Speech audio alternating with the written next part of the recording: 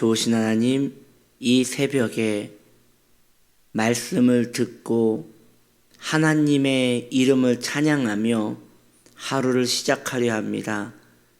우리의 중심을 붙들어 주시어 경건하게, 하나님 사랑하게, 또 짜임새 있게 우리가 이 한날을 복되게 시작할 수 있도록 기름 부어 주옵소서.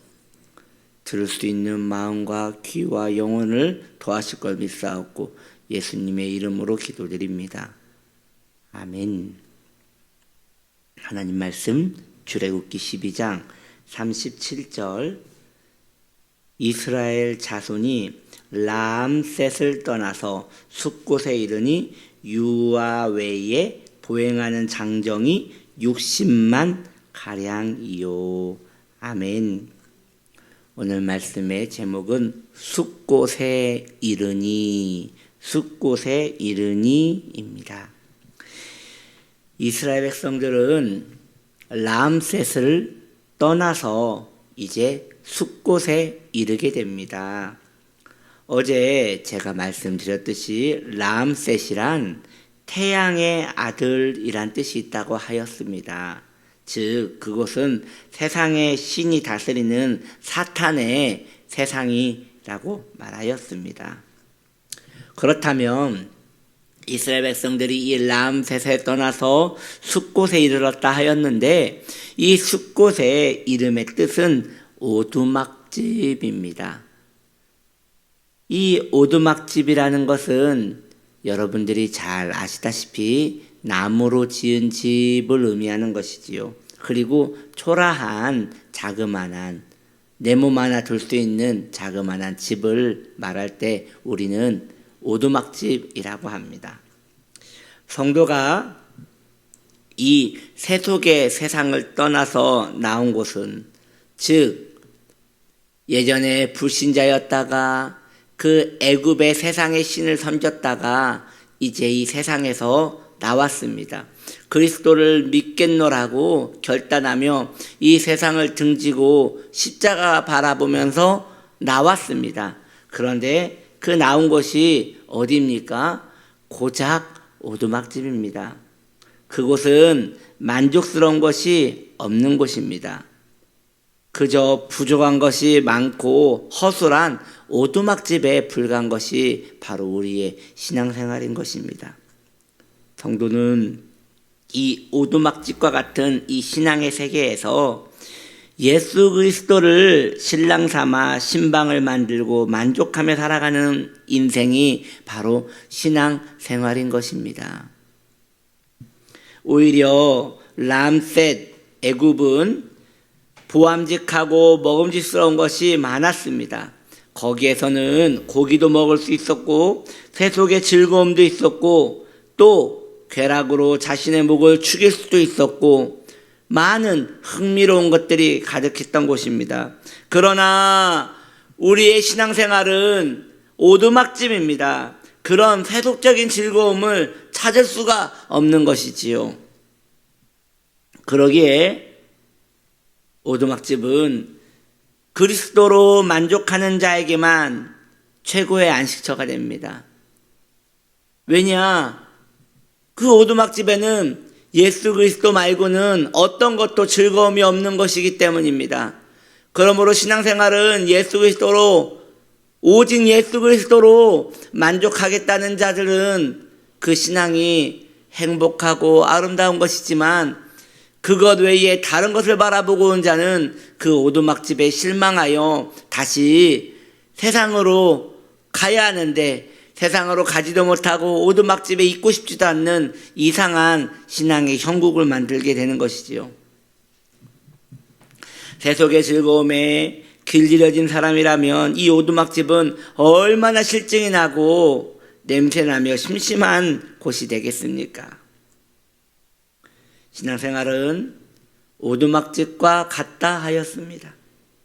그 그윽한 십자가 나무의 향기가 우리의 마음과 영혼을 평안케 하는 곳입니다. 그 십자가 나무의 향기에 취하는 곳이 오두막집입니다. 이 아름다운 십자가 나무, 즉 치유나무로 지어진 오두막집에서 안식을 누리는 것이 성도의 행복인 것입니다. 신앙생활이 행복한 자는 이 십자가 나무, 치유나무에 만족한 사람입니다. 신앙생활이 불행한 사람은 아직 이 십자가 나무, 치유나무의 의미를 잘 모르는 자이므로 불행할 수밖에 없는 것이지요. 무엇을 얘기하는 것입니까? 결국 신앙생활이란 그리스도와 사랑에 빠져야 그때부터 즐거움이 있는 것이라는 것이지요.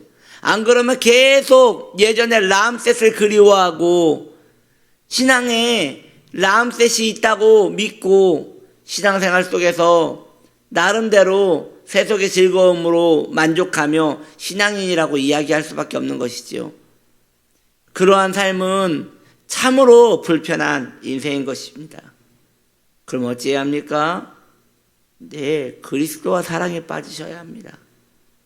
그리스도와 사랑에 빠지는 것이 유일한 신앙생활의 대책인 것입니다.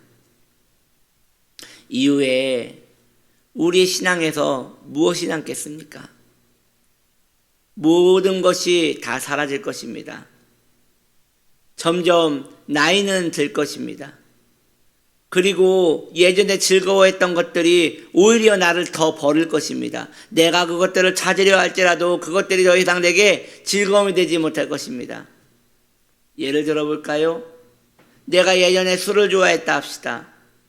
그런데 나이가 들면 몸이 허약해지고 더 이상 술을 먹지 못하는 피폐한 몸이 될 것입니다. 바로 이러한 상황이 세상이 나를 버린 상황이라는 것이죠. 결국 모든 인생은 그렇게 되어 있습니다. 그때서야 내가 머물렀던 오두막집이 얼마나 좋은 집이었던가라고 생각하며 초라하게 그 오두막집에 홀로 계셨던 예수 그리스도를 만나러 간다면 이 얼마나 서글프고 비참한 인생입니까? 그러므로 속히 깨달아야 합니다.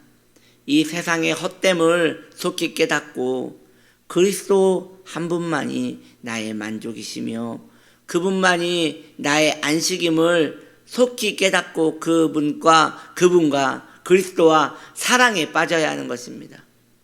그렇게 그리스도와 관계가 분홍빛 사랑으로 우리 마음을 물들일 때 성도는 그때서야 진정한 행복에 빠져 신앙생활을 할 수 있게 되는 것이지요.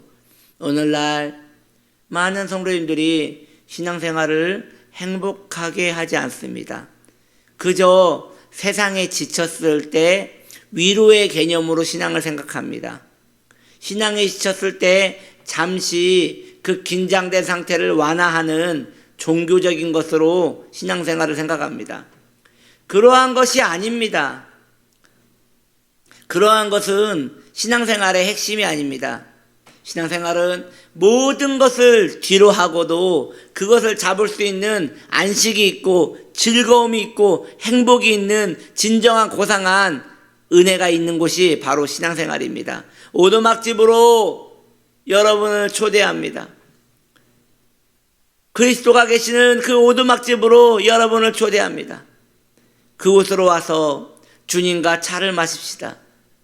주님과 대화를 나눕시다. 그리고 주님의 그 아름다움에 취합시다.